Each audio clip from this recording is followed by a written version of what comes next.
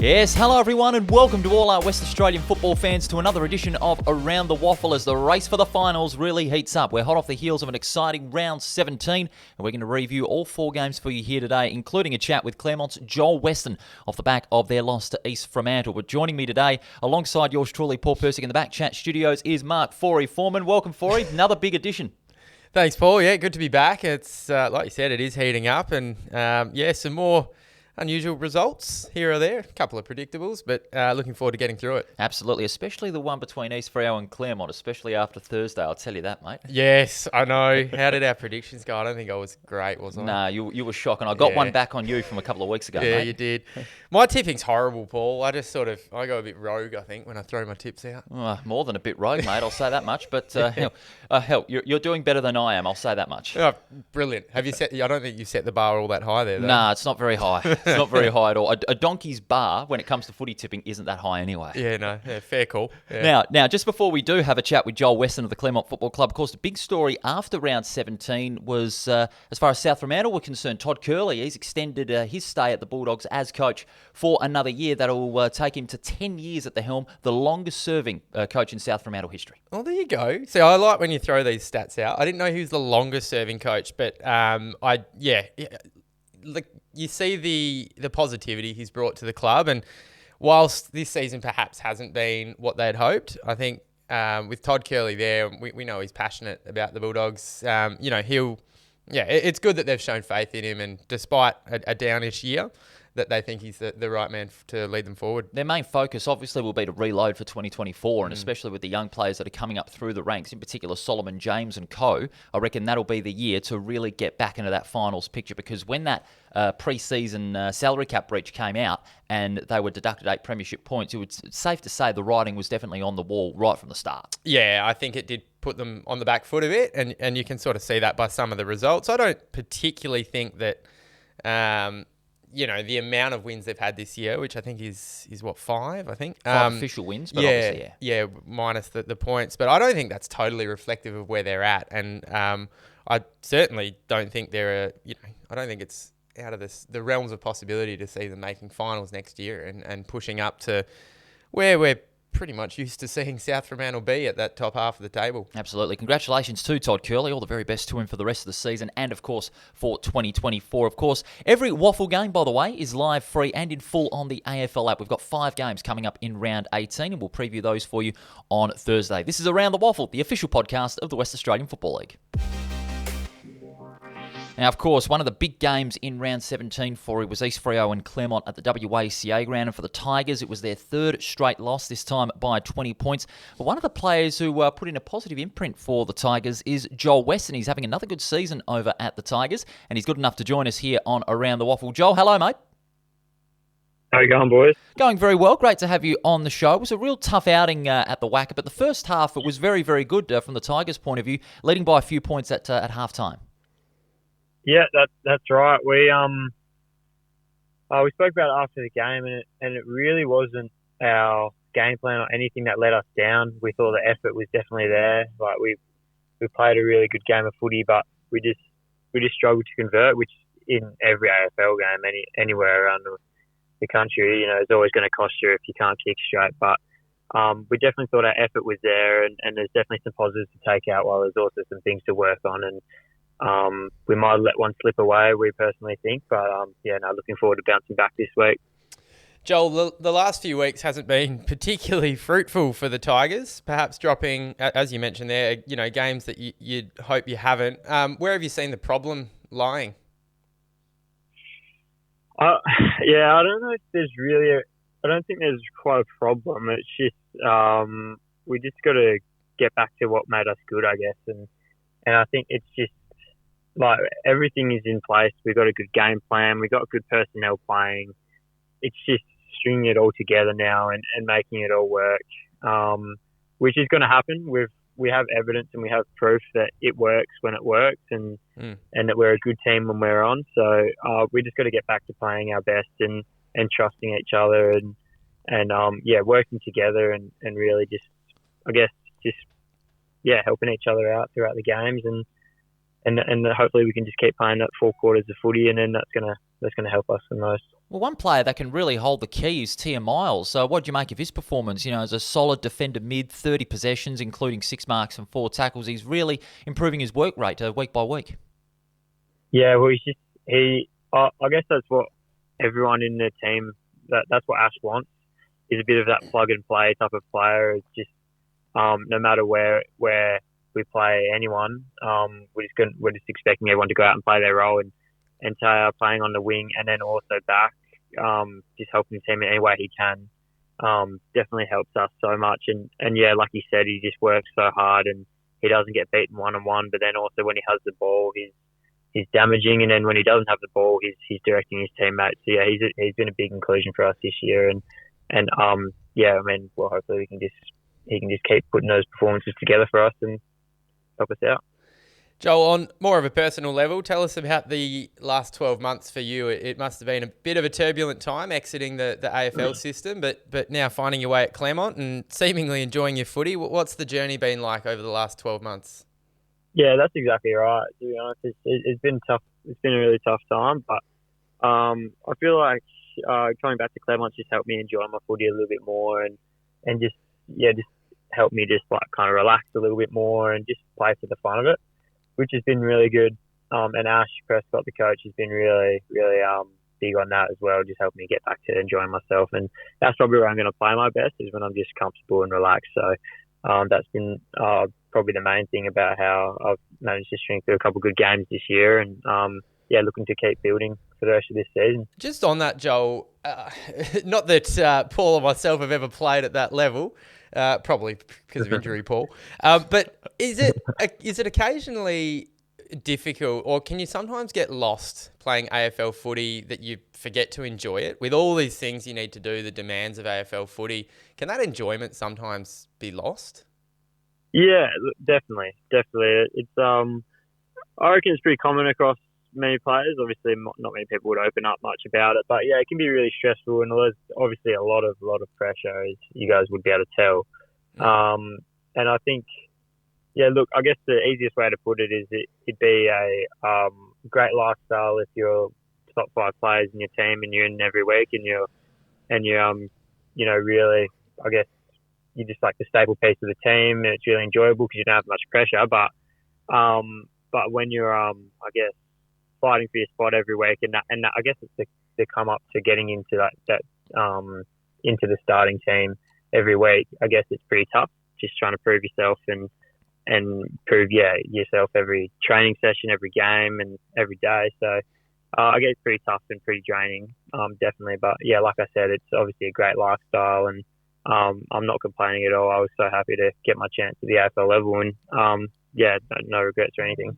Now, we're glad to see that you're enjoying your footy, Joel, and you're having a wonderful season with Claremont, who are keen to bounce back on Saturday against Peel Thunder at Lane Group Stadium. Joel, we appreciate your time, mate. All the very best against Peel Thunder and for the rest of the season.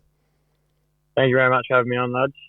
That was Joel Weston from the Claremont Football Club, and like I said just before, he is really enjoying his footy. His desire has just improved week by week, and if he gets back into that AFL system, then hopefully it goes well for him. Yeah, and that's why I was sort of fascinated to ask about that, because it's such a cutthroat industry. Oh yeah, and like I said, if not for injury, you and I probably would have experienced that, Paul.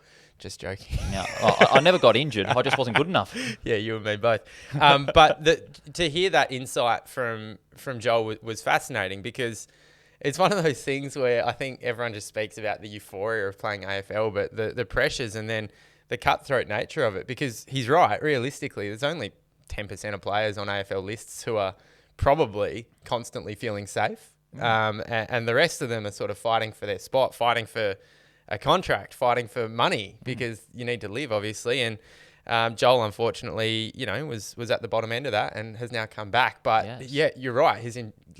I think it's probably true in anything, whether it's footy or work life, whatever it is. You do the best when you're enjoying it, and it was honestly really awesome to hear that he was enjoying his footy. And if you're not enjoying it, then the desire just drops down. But Joel's really having a good time of it over at the Claremont Football Club. We do wish him all the best in the Tigers against Peel Thunder. We'll preview that game on Thursday here on Around the Waffle. And a reminder, all games in Round 18 are live, free and in full on the AFL app. This is Around the Waffle. Paul Persick and Mark Foreman.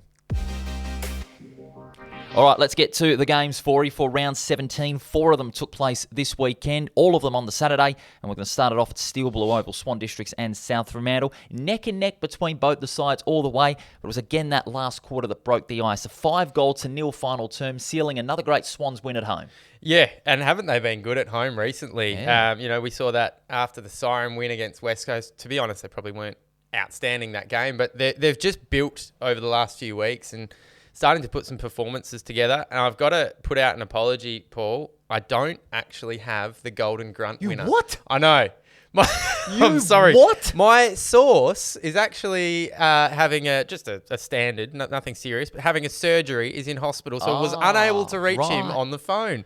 That is a bummer. We do wish him all the best in his recovery, though. Yeah, so it's not Grunt himself. Maybe I should have got Grunt's number and figured out who got the Golden Grunt. So I don't know who got that, but my goodness, Aidan Clark was good again for Swans. 41 touches and 11 marks. Just an unbelievable performance. Yeah. And inside 57 times. His form over the last month has been more than what we'd expected. Yeah, and hard at it too. I think as I've told you, Paul, in the back half of this season, I've been able to call a few games, which has been nice, which means you sort of get some exposure to seeing these guys. And he was one, when I was watching him play, I was like, he's tough. He's hard at it. And he's a presence for Swans. So, playing really well.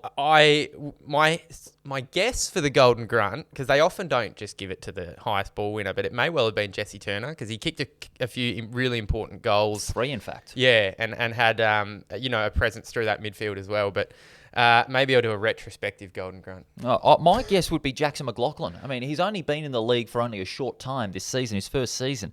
But the way he was able to contest the football and win it in those situations was just outstanding. I mean, he's only young, but he's playing like he's been playing for 5-10 years. 7 marks, 7 tackles, and 25 possessions.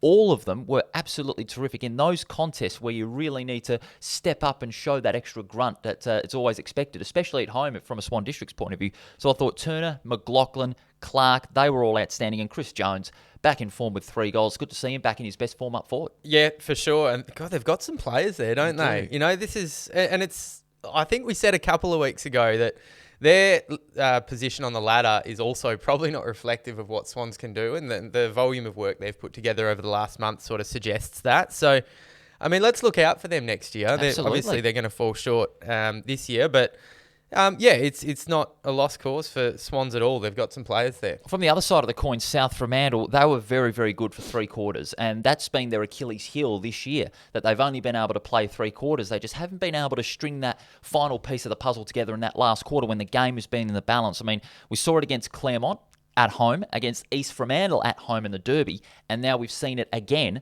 over at Steel Blue Oval against Swan Districts. But one player I have to give tremendous credit for has been Jimmy Miller in the ruck, 30 hit-outs. He won that battle against Nathan Blakely. He is developing into a very strong ruckman over there at the Kennel. And it's no mean feat to combat Nathan Blakely successfully, and you're right, he's done really well, and I think we've spoken about that.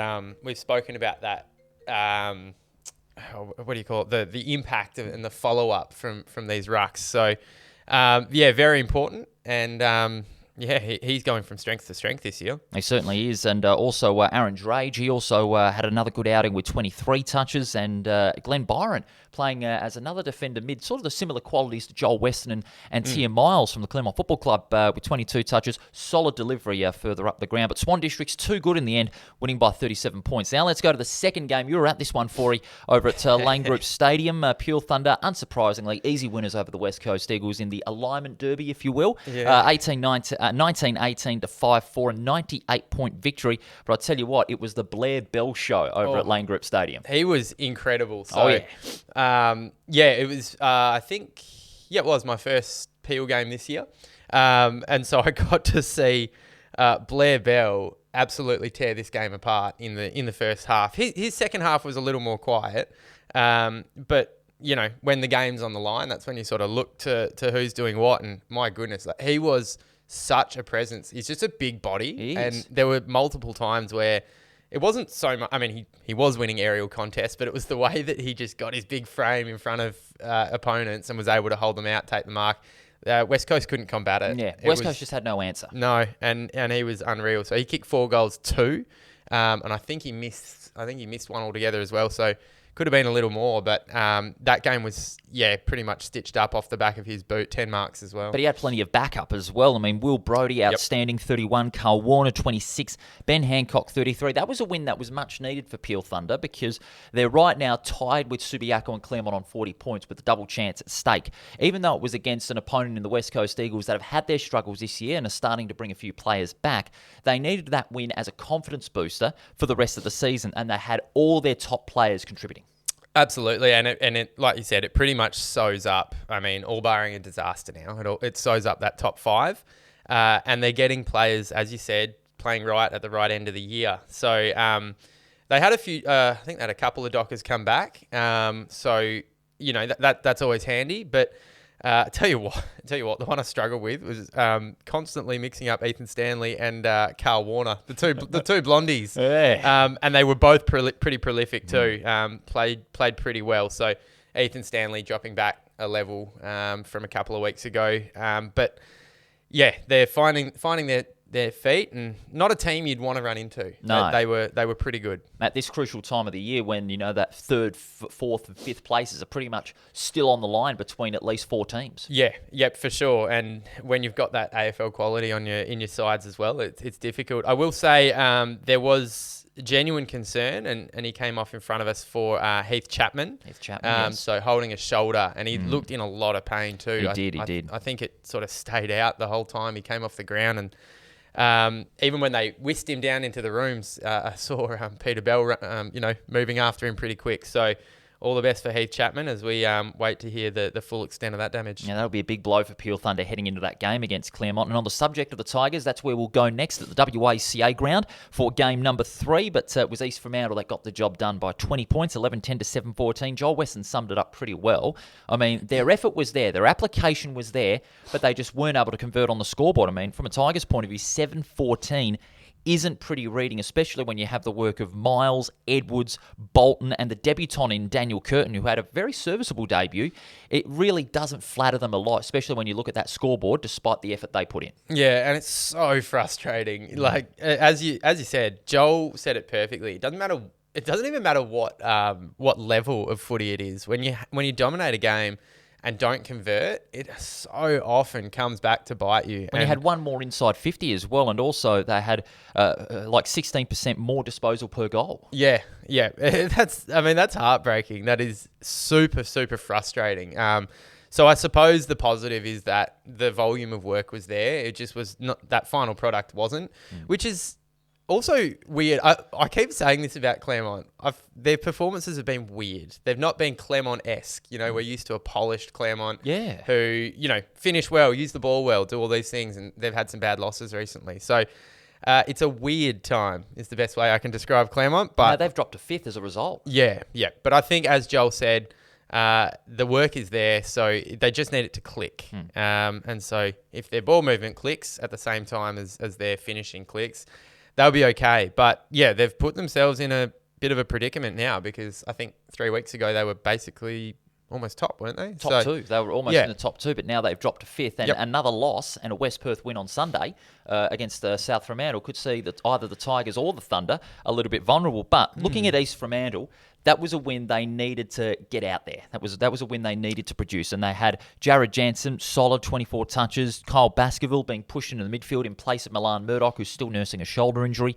Ruben Maguire, he was serviceable. Dylan O'Reilly coming back from injury and kicking 3 goals was a big step up from his point of view. Yep, yeah. So some major ball winners there, but I also like the pressure. Jared Jansen, he was a ferocious tackler on the weekend, and that's the pressure is pretty much what will bring a team undone. And when you can apply that amount of pressure, it's gonna. So perhaps we're not giving East Fremantle enough credit, because Claremont might have missed many shots at goal, but their pressure is really good. So players like that are also really important. Absolutely. And Matty Jupp as well in defensive 50. He really was that shutdown defender, as he always has been, shutting down that forward line, because Claremont's only effective forward was Alexander Manuel. He kicked 3 goals, but Matthew Jupp was influential in shutting out that influence that Claremont usually have on their forward line. Yeah, he's done it for years, and ever reliable down there. And we've seen him make his way into the state team, and honours like that. So we know what he can do, Matty Jupp, and he's been an important player for East Fremantle for it must be the last decade or something like that. Yeah. When I say a decade more, because God, golly, he could play like till he's 100, because that's why he's so damn good. Yeah. Well, I don't know. We'll ask him how his body's holding up, because I certainly know when I got to 30. I think he's 30, isn't he? He's older than 30. Yeah, a little bit older than 30. We'll have to check that one out. But nonetheless, great performance from Juppie, and a great win for East Fremantle. The 5th team now to top the ladder in the WAFL season. Then the final game at Pentanet Stadium in Joondalup, West Perth. Too good for Perth, but lacklustre final quarter in the end. I only saw the margin at 40 points at the final siren. Perth had a very respectable final quarter, but it was the second and the third quarters that made the difference for West Perth, and it still gives them hope, a little glimmer of hope, that they can still make the 5. Hanging on to that glimmer of hope. Just. Obviously, as we've mentioned, they need games to be dropped in their favour. But is this the one you were at? Yes, this was the one I was at. West Perth, they were terrific. They just ramped it up in the second and third quarters. You had Shane Nelson applying tremendous pressure on the ball. Zach Guadanin down back, he was terrific, 10 marks. But again, Tyler Keitel, he is running into some great form up forward at the right time. The second time in a row he's kicked 5 or more goals. 6 goals won from 18 kicks, but he was absolutely terrific up forward. Yeah, well, at least he's kicked straight this time. Yes, I think it was a couple of weeks ago he butchered a few. So we know the danger that Tyler Keitel brings to a West Perth forward line. So it's good to see him getting on the score sheet. Am I right in saying West Perth went goalless in that last quarter? They did go goalless in that last quarter, only 3 behinds. My goodness. And they've conceded 6 as well. Yeah, I think really they were content, just to ease up in the last quarter. They know it's a big cushion, but they really let Perth in for 6 easy goals, which, Darren Harris, the coach, I don't think should be satisfied with that last quarter, because they know that the pressure's on them and they've got to play their best football for 4 quarters, especially in the next 2 games. Yeah. No, you're right. I'm thinking about that. Perhaps the game was clearly done, 17 goals to 5 at 3-quarter time. So, it probably won't be something they focus on too much, and maybe there was almost a conscious decision to put the cue in the rack, but at the same time, you want to get into good habits, so perhaps not so much. But look, job was done in the first 3 quarters, so the job was done pretty much in the middle half of the game, I think. On half-time, you'd think the game was pretty much sewn up. You had that feeling over at Pentanet Stadium that, it was never in doubt for West Perth after they kicked away. It was like 9 goals to 1 in that second quarter. West Perth, they just kicked it goal after goal after goal. From Perth's point of view, however, their last quarter, very respectable. Ajang, again, solid in the ruck. He had 25 hitouts. His follow-up is starting to improve. Charlie Thompson, 26 touches. But I like the work of Sammy Stubbs again. Whenever the ball came his way, he was showing desperation, getting first to the footy in that forward line, and got a few possessions a bit in midfield as well. So he's playing that swing role further down the ground. Hard role to play as well. It's a huge volume of work when you play that high half forward, getting up and back. But we spoke to him. Was that last week? On Thursday? Yeah. He's and spoke really well. He's got his little socials up and running, doesn't he? No doubt he'll have a good post-game reflection after the 3 goals he kicked. No, and played well. So, good to see young players like that performing well. What was the atmosphere like out there? It was a great atmosphere. In fact, it was the first WAFL Pride game that was initiated for the West Perth Football Club. They had the rainbow balloons. They had the rainbow flag painted on the field on centre wing. And the West Perth players, they all had a photo alongside the Pride flag showing their commitment to inclusiveness and willingness to learn as well. It was a great initiative, great turnout, and hopefully the WAFL can initiate something like that, a full round maybe next year. Yeah, it's, we're starting to see more and more of these sort of celebratory rounds, which is good. And, sport can often be so much more than just sport, which is it's good to see. And I did hear about what went on out at Joondalup. Somebody gave the radio station I work for a call, which was good to hear. And, really strong feedback. And it was a great atmosphere too. In West Perth, they got the job done as they needed to. Now, 4 games completed in round 17. We'll go to the ladder as it stands. East Fremantle, of course, the 5th team to top the ladder this season. They're on 44 points along with East Perth. They clash at the Wacker on Saturday. We'll preview that game on Thursday. Subiaco in 3rd, Peel Thunder 4th, and Claremont 5th, all tied on 40 points. And then West Perth still 2 games behind, but still hope that they can make the 5. Swan Districts, South Fremantle, Perth, and the West Coast Eagles rounding out the bottom half with only 3 rounds to go. This is Around the WAFL, the official podcast of the West Australian Football League. All right, Forey, you know what time it is. It's time to cast the votes for the Around the Waffle Player of the Year. It's really heating up now. Very, very close indeed. One vote, Jackson McLaughlin of Swan Districts. Again, his grunt at the contest, his commitment under pressure was just terrific. He's getting better and better as a key league player. Had the 25 disposals, the 7 marks and the 7 tackles in that win over South Freo. 2 votes, Ben Hancock of Peel Thunder. It was a captain's game from him. Led from the front as he needed to. 33 disposals and his service to the forward line, very impeccable. 3 votes.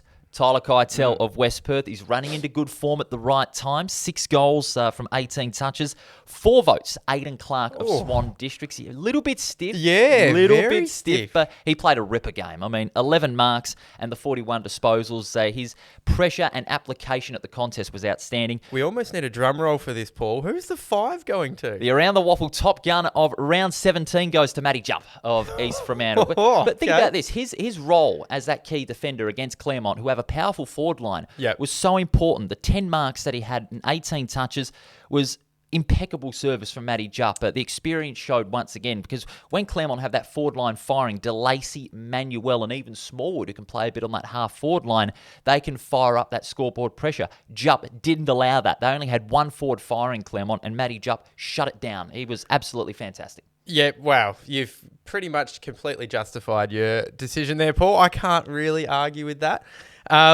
Being good mates with his brother, I'll let him know, and we can award him the 5 as you have. But like you said, I think you can't always look at disposals, marks, goals, or whatever, and a contribution like that on the weekend. And I think your context is perfect because Claremont can be very, very dangerous. So to shut him down, it was a justified 5 votes for Matty. Now let's go to the leaderboard after round 17. Zach Clark from Subiaco still in the lead on 16, but it's starting to open up a little bit. Tied on 12 is Aidan Clark and Tyler Keitel. In 4th is Jarvis Pina, tied with Jai Bolton on 11 votes. In 6th is Mitchell Crowden. 7th with 9 votes is Milan Murdoch. 8 is Tom North. And then rounding out the top 10, Fraser Turner also on 8. Jimmy Miller on 7. And Matthew Jupp from East Fremantle gets into that top 10 with 5. With just 3 rounds to go for you, the Player of the Year race is really heating up. And I have to say, with about 51 players polling votes for the Player of the Year,